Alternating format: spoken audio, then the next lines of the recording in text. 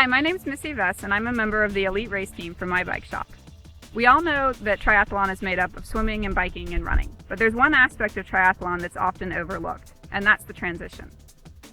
Today we're going to be walking through transitions, a basic transition setup to hopefully make your transition faster and more efficient. The first rule of transition is to keep it as simple as possible. Decide ahead of time what you want to have in the transition area during the race and have only that with you. Take everything else out. That way during the race, you're not having to make decisions about what to keep and what not to use. So laid out here, I have the typical stuff that I have with me for a race. For the bike, I have bike shoes, helmet, sunglasses, and a pair of socks. For the run, I've got my running shoes with lock laces on so that I can easily get in and out of them. The race number also on a belt so that it can be easily taken on and off.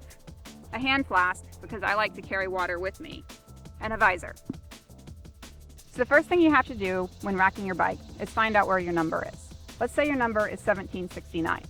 You're going to stand facing the bike rack so you can read the number, take your bike and hook the saddle over the top of the number. And then your front wheel will be facing down on the side where the number is. Once your bike is racked, you can start setting up your gear.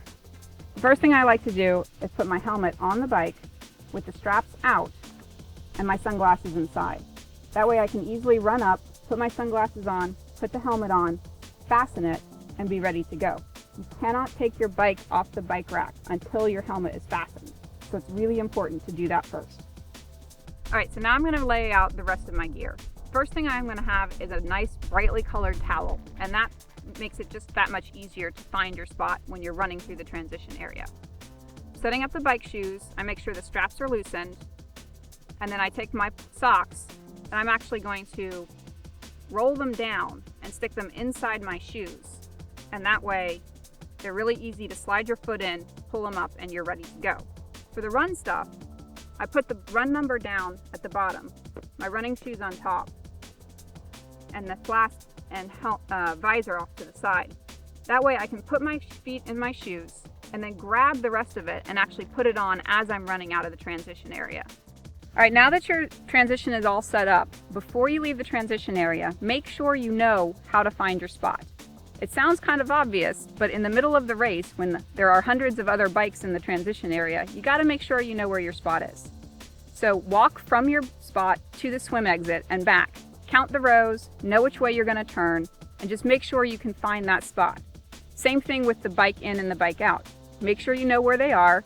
When you're coming back in with your bike, you're going to need to be able to find your spot again. So count the rows, know which way you're going to turn, and be ready to go. And finally, just a couple extra little tips that I've picked up along the way that have made things a lot easier for me. First, practice your transitions. Treat it just like you would anything else with your training.